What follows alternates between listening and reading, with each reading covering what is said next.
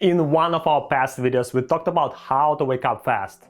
YouTube ranked that video #1 globally in the search for wake up fast or how to wake up fast. So it looks like you liked that video, and I'm happy to help people wake up fast in the morning. Now the most common question I hear is that how to wake up early, like at 5 a.m. Going to bed early and waking up in the early morning aligns our biological clock with the cycle of the sun. Early risers are scientifically proven to have increased cognition, high intelligence, and heightened emotions, both positive and negative. In addition to that, research shows that early risers are 23% less depressive.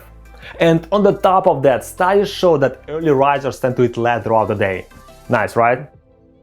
And a lot of known people like Oprah Winfrey, Michelle Obama, Tim Cook, Richard Branson, and many others wake up at 5 a.m. But how do they make it happen? Coming up.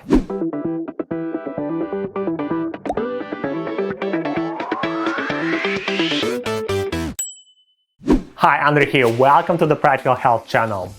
I'd break down the plan of switching to 5 a.m. wake-up schedule into two parts. Two very different parts. The first one is, let's call it the philosophical one. The other one, operational.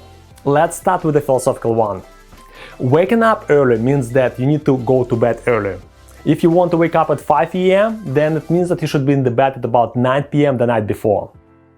Please don't think that you can go to bed at midnight and wake up at 5 a.m. It's not gonna work. You need healthy 8 hours of sleep every night. So with this 9 p.m. to 5 p.m. sleep schedule, you're trading your late evening hours for early morning hours. And the activities that you usually do between 9 p.m. and midnight are different, very different from what you can do from 5 to 8 a.m.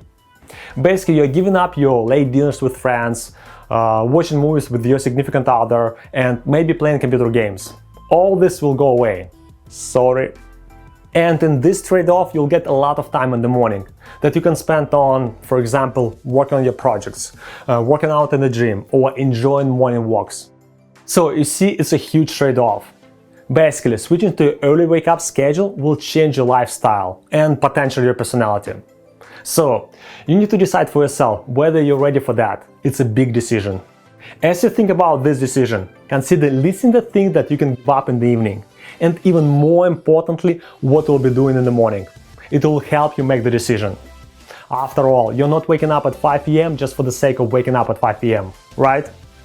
And usually the most typical early morning activities are working on projects that require fresh brain and high concentration, as well as going to the gym. By the way, exercising in the morning has a ton of benefits, such as boosting energy, increasing metabolism, and uplifting mood. At this point, some of you might say, it's not for me, I am not an early riser, my chronotype is different.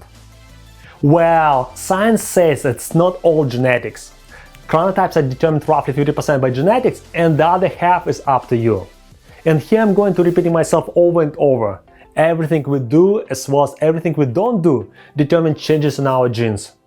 Okay, let's move to the second element of switching over to our 9 p.m. to 5 p.m. sleep schedule. That is the operational element. And here most probably you'll need to redefine your entire day schedule, especially the afternoon part. If you go to bed at 9 p.m., you probably should have your dinner by 6 p.m. And the dinner time of 5 to 6 p.m. might be quite different from your dinner time when you get to bed at midnight. Then having dinner at 6 p.m. will probably impact your lunch time. It will be early now. Finally, your breakfast will be early now too, since you're waking up at 5 a.m. Basically, think about your new schedule and how it will impact your current routine. Okay, these are the two key elements when you consider switching to early morning wake-up time.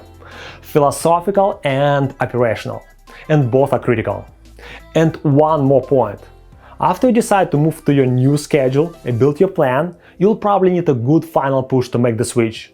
It might be a big time-consuming project at work, or maybe the realization that the only time for you to work out is in the morning. A couple words about my personal experience of switching to 9 p.m. to 5 a.m. sleep schedule, which might be helpful for you. In my case, it was a gradual process. Things to give up in the evening diminishing the value over time, and things to do in the morning became more and more important. I am not a big fan of movies, especially late night movies. They were easy to give up. And when kids showed up, we started going out more and more rarely. So it was not too difficult to give that up either. Things to do in the morning: a lot of work, working out, and spending time with kids when they wake up. And for me, that final push was to go to the gym at about 5 a.m. with all those health enthusiasts of Silicon Valley. There are a lot of them here, a lot. So that's it for today. Getting into the habit of sleeping from 9 p.m. to 5 p.m. requires some determination, some time, but it's definitely worth the effort. Just remember that developing a habit takes some time. Science says that it takes from 17 to 256 days, with the average of 66 days. So be ready for that. If you enjoyed this video, hit that like button. It will help our small channel grow. And make a comment. Even a simple comment like, "Oh man, I love sleep," will help us get more attention to our channel. And rumor has it, once you subscribe to our Practical Health channel, your dreams will get sweeter and healthier too. See you next time. Bye.